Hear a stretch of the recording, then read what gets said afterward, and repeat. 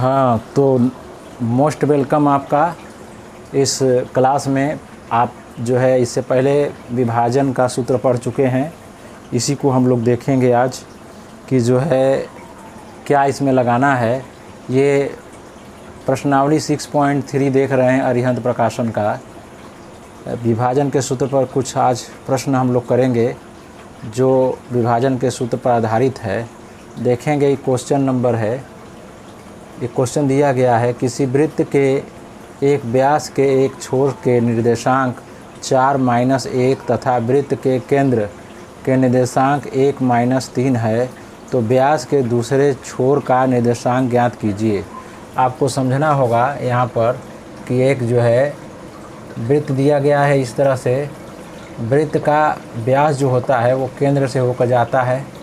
यहाँ पर आप देखेंगे इस केंद्र का निर्देशांक यहाँ पर देखेंगे दिया हुआ है कि वृत्त के केंद्र का निर्देशांक दिया गया है 1-3 और एक इंड का जो है इसका निर्देशांक दिया है 4-1।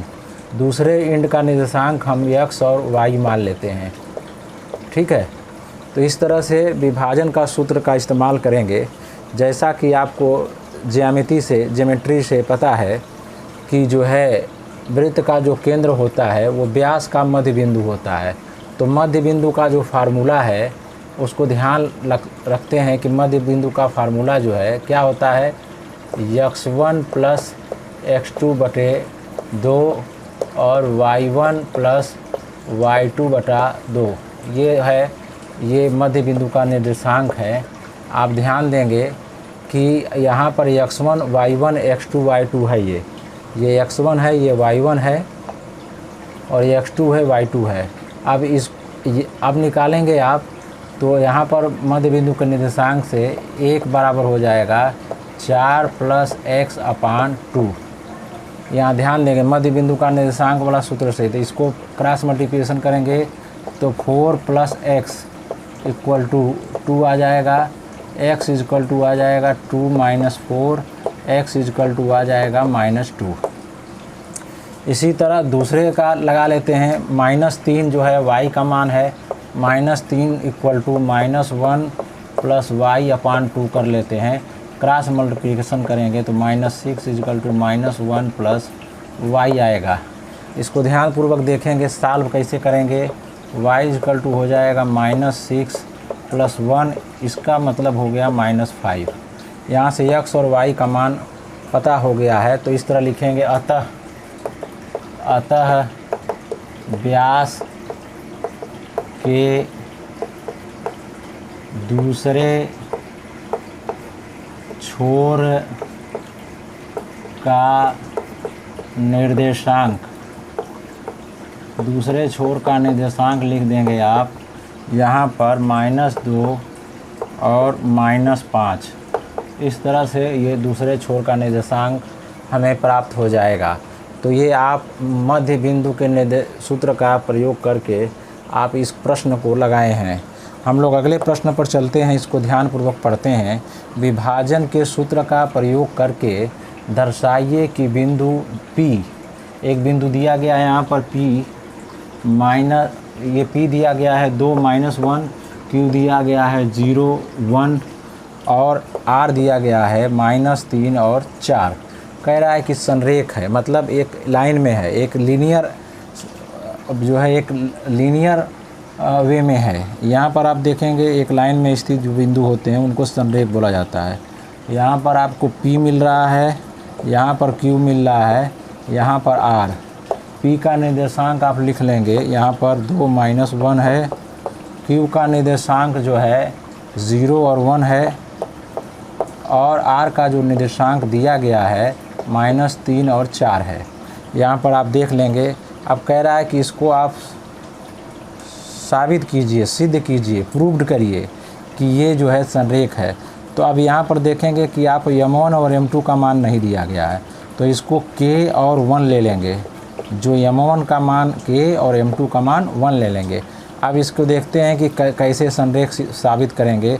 तो पहले हम x = निकालते हैं जो अंतर विभाजन का सूत्र है उसका इस्तेमाल करेंगे। अंतर विभाजन का सूत्र है m1x2 प्लस m2x1 अपान m1 प्लस m2। ये ध्यान दीजिए आप। अब इसमें आप रखेंगे m1 रखेंगे k इंटू -3, इसको रखेंगे x1 y1 x2 y2 plus m2 रखेंगे 1 और x1 रखेंगे 2, यहाँ पर रखेंगे k प्लस 1। अब इसको सॉल्व करेंगे आपको तो आएगा -3k plus 2 upon k plus 1। ये ध्यान दीजिए। उसी तरह y की जो वैल्यू है वो लिखेंगे m1 y2 plus m2 y1 अपान m1 प्लस m2। ध्यान दीजिए। अब यहाँ पर आप लगाएंगे m1 है k into 4 plus 1 into -1 upon k plus 1। ये ध्यान देंगे आप। अब इसको देखिए क्या इसकी वैल्यू आ गई 4k minus 1 upon k plus 1। अब आपका ये x आ गया और ये y की वैल्यू आ गई। अब यहाँ पर ध्यान देना है कि x और y की वैल्यू यहाँ पर 0 और 1 दिया गया है, तो इस वैल्यू को 0 के बराबर करेंगे, इस वैल्यू को 1 के बराबर करेंगे, क्योंकि जो x और y निकालें उसका मान ऑलरेडी दिया गया है। तो इस तरह से लिखेंगे। अतः लिख के देखेंगे कि -3k plus 2 upon k plus 1 equal to 0 करेंगे। क्रॉस मल्टीप्लिकेशन करेंगे तो ये पूरा 0 हो जाएगा। -3k प्लस 2 इक्वल टू 0 आ जाएगा, यानी -3k इक्वल टू -2 आ जाएगा। माइनस माइनस एक कैंसिल हो जाएगा, k इक्वल टू 2 अपान 3 आ गया। यहाँ पर देखेंगे ध्यान से। उसी तरह इसको करते हैं, ध्यान दीजिए। यहाँ पर 4k minus 1 upon k plus 1 equal to लिखेंगे 1। अब इसको सॉल्व करते हैं तो 4k minus 1 equal to k plus 1। इसको इधर ले जाएं, ध्यान देंगे आप। तो इधर 4k minus k equal to 1 plus 1, ये 3k इक्वल टू 2 और k इक्वल टू आ गया 2 अपान 3। अब इस ध्यान दीजिए, यहाँ भी k की वैल्यू सेम है, यहाँ k की वैल्यू दोनों जगह सेम आ रही है। अतः जब k की वैल्यू सेम आ जाएगी तो लिखेंगे अतः p q तथा r संरेख हैं। क्या लिखेंगे? संरेख हैं। इस तरह से ऐसे प्रश्नों को आप आराम से लगा सकते हैं। ठीक है।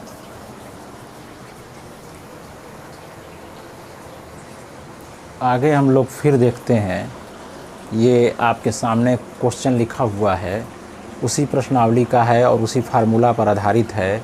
हम देखेंगे कि बिंदुओं A 3 -3 और B -3 और -3 को मिलाने वाले रेखाखंड को बिंदु P 0 0 किस अनुपात में विभाजित करता है। समझ लेते हैं कुछ फिगर बनाकर। ये है A 3 और 3 है और ये है B -3 और -3 है।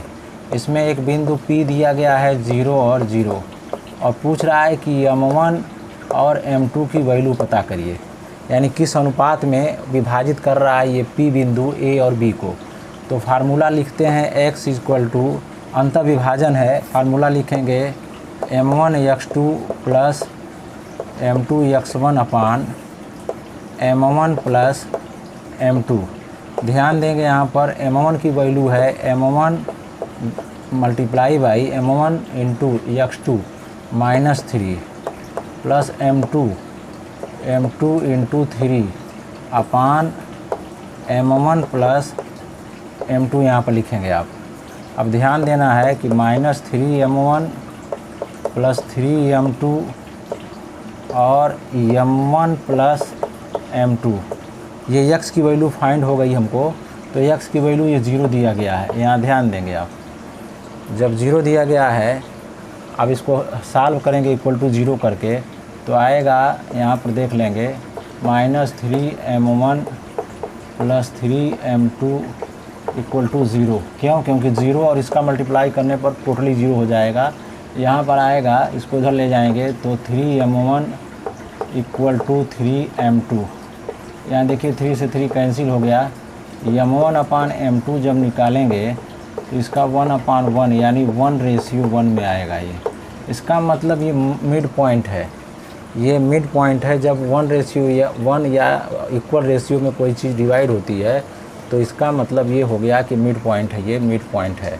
तो यहाँ पर देखेंगे पूछ रहा है कि किस अनुपात में विभाजित कर रहा है, तो उत्तर लिखेंगे कि 1:1 में ये डिवाइड कर रहा है। यहाँ पर आपका आंसर ये 1:1 आएगा। उसी तरह ये क्वेश्चन बड़ा इम्पॉर्टेंट क्वेश्चन है, बड़ा ही अच्छा क्वेश्चन है। कह रहा है कि 5-7 तथा 8-1 को मिलाने वाले रेखाखंड को समत्रिभाजित करने वाले बिंदुओं के निर्देशांक ज्ञात कीजिए। ध्यान दीजिए आप, अगर हम इसको a और b मान लें, a है, इसका निर्देशांक 5-7 है और इसका निर्देशांक है 8-1। ध्यान देंगे, कह रहा है कि समत्रिभाजित कर रहा है। अगर इसमें ये b पॉइंट ले लिया जाए, इसमें p और q ऐसा पॉइंट ले लिया जाए जो इक्वल लंबाई के हों। इक्वल लंबाई का मतलब ये हुआ कि अगर आप इधर से गिनेंगे तो p का हो जाएगा ये 1:1। अगर ले लिया जाए इक्वल रेशियो के लिए तो p के लिए जो हो जाएगा 1:2 हो जाएगा और q के लिए हो जाएगा, वो हो जाएगा 2:1। इसको समत्रिभाजित विभाजन कहते हैं। तो p का निर्देशांक निकालने के लिए आपको फार्मूला वही अंतर विभाजन वाला निकालना है, लेकिन p के लिए यहाँ पर एक बार लिख लीजिए कि p के लिए लेना है आपको, p के लिए m1 लेना है 1 और m2 लेना है 2, और उसी तरह से q के लिए यहाँ पर लेना है, q के लिए लेना है m1 लेना है 2 और m2 लेना है 1। अब आप p का निर्देशांक आप वही फार्मूला निकालेंगे, m1 यानी 1 m1 गुणे x2, m1 गुणे x2 ये 8 प्लस m2 2 × 5 अपान 1 + 2, और y वाला जो है इसको m1 यानी 1 × -1 और 2 × -7 अपान 1 + 2 लिखेंगे। अब इसको हम सॉल्व कर लेते हैं। p का निर्देशांक यहाँ पर आएगा 8 + 10 अपान 3 और कामा दे के लिखेंगे -1 और -1 -14 अपान 3। यहाँ पर आप देखेंगे कि ये p का जो कोऑर्डिनेट हो जाएगा ये हो जाएगा 18 में 3 का डिवाइड करेंगे तो 6 आएगा।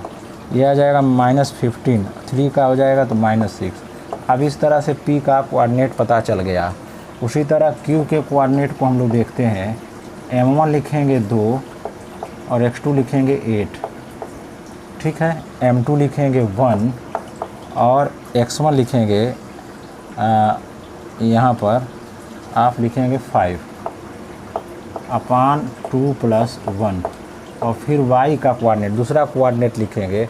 m1 लिखेंगे 2 और x2 लिखेंगे -1 और 1 × -7 अपान 2 + 1।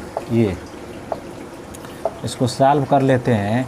ये हो जाएगा 16, ये हो जाएगा +5 अपान 3, कामा करके लिखेंगे -2 और -7 अपान 3। जब हम इसको सॉल्व करेंगे तो ये हो जाएगा 21 में 3 का डिवाइड करेंगे 7 आ जाएगा और -9 ये। तो इस तरह से जो क्वेश्चन में पूछा गया था कि समत्रिभाजित करने वाले बिंदुओं के निर्देशांक ज्ञात कीजिए, तो इस तरह से हम समत्रिभाजित करने वाले बिंदुओं P और Q को प्राप्त कर चुके हैं। तो आपसे निवेदन है कि इसको अच्छी तरह से समझें और ऐसे प्रश्न बहुत सारे कंपटीशन के एग्ज़ाम में या तो आपके बोर्ड एग्ज़ाम में, चाहे CBSE बोर्ड हो, चाहे ICSE बोर्ड हो, चाहे कोई भी स्टेट बोर्ड हो, उनमें ये क्वेश्चन आते हैं। इस तरह के क्वेश्चन को आप अच्छी तरह से लगा सकते हैं। अगला क्वेश्चन हम लोग फिर देखते हैं।